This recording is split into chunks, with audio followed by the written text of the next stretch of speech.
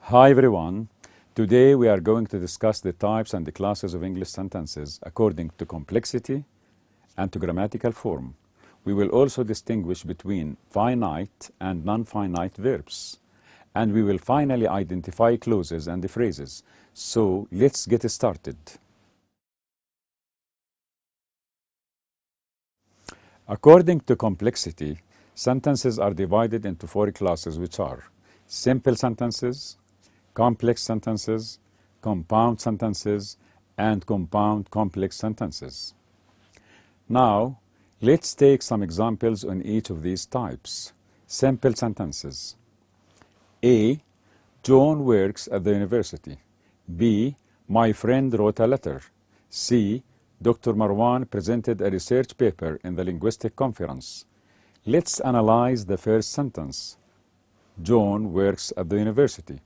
As you can see, the simple sentence consists of one independent clause. The independent clause, as we can see, consists of a subject, which is John, one finite verb, which is works, and the rest of the sentence.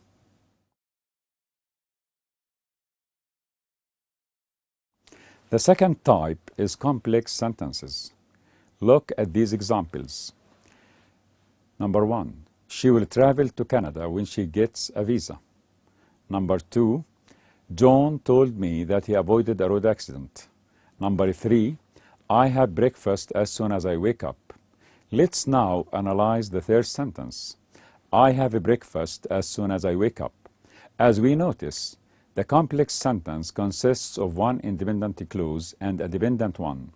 The first part of the sentence, I have breakfast, is an independent clause, whereas the second part, as soon as I wake up, is a dependent one.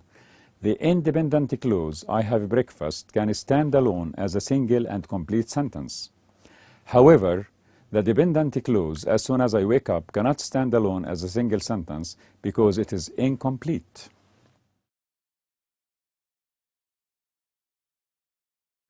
The third type is compound sentences. This type is more complicated than the previous types. Let's take these examples. Number 1. You can wait here and I will get the key. Number 2. Keep quiet or leave the classroom. Number 3. Paul left school but Mary continued her studies. Now, let's analyze the first sentence. You can wait here and I will get the key. As we notice, this sentence is made up of two independent clauses. The first one is, you can wait here. The second one is, I will get the key. These two sentences are combined by using the conjunction and. Note, compound sentences are joined by the use of three conjunctions only, which are and, but, or. Finally, the most complex type of sentences is compound complex sentences. Look at this example. He was reading a magazine and his wife was working in the kitchen while she was listening to music. This sentence is made up of three clauses. Two of them are independent. They are, he was reading a magazine and his wife was working in the kitchen. And the third one is dependent. It is, while she was listening to music. Now, let's move to another topic. We are going to talk about sentences according to grammatical form. In English, there are four major syntactic classes of sentences. They are, number 1, declarative sentences. In declarative sentences, the subject normally precedes the verb. For example, he hates smoking. Number 2, interrogative sentences. It begins with an auxiliary verb or with a question word. For example, do they have passports? Or where do they live? Number 3, imperative sentences.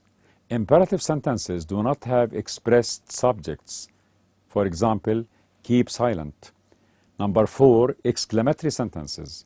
In an exclamatory sentence, the subject always precedes the verb.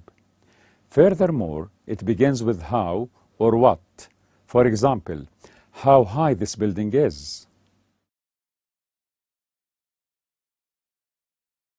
Now we will discuss the finite and non-finite verbs as they are important parts of the English sentence. We have mentioned earlier that in English there are finite and non-finite verbs. What is the difference between a finite verb and an unfinite verb? The finite verb has three characteristics. They are the following.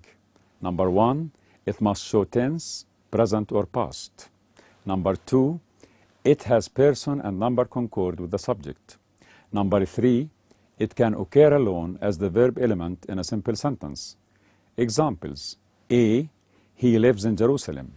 B, they live in Jerusalem. C, he lived in Jerusalem. As we can see, there is what we call subject-verb agreement or concord between the subject, he, and the verb lives.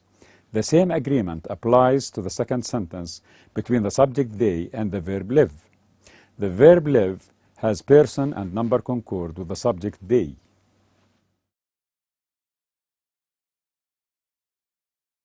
And now, let's take this sentence as an example to find out which verb is finite and which one is non-finite.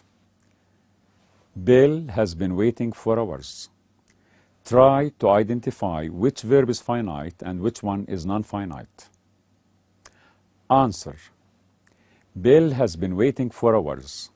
Has is the finite verb because it has tense, which is a present, and it has subject-verb agreement between Bill, which is a singular noun, and has, which takes the ending letter S at the end of it. However, the two verbs, been and waiting, do not have this kind of agreement.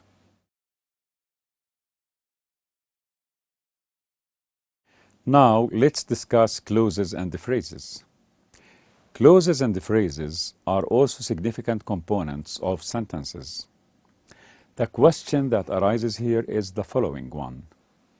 What is the difference between a clause and a phrase?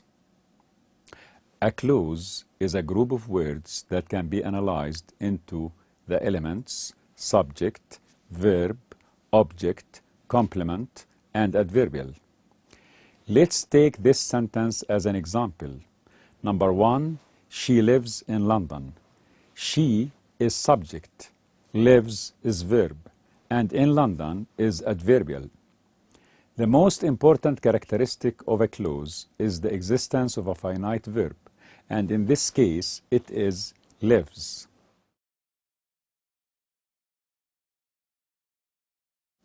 Phrases. What is a phrase? A phrase is usually a group of words without a verb. Examples.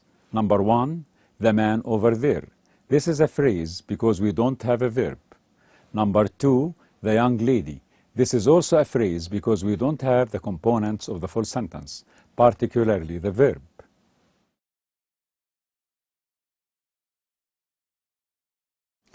Now we come to the end of our meeting for today. Thanks a lot for you all. I hope that you have made use of this lecture and that you have enjoyed your time. Best wishes. We look forward to seeing you in the next meeting. Goodbye.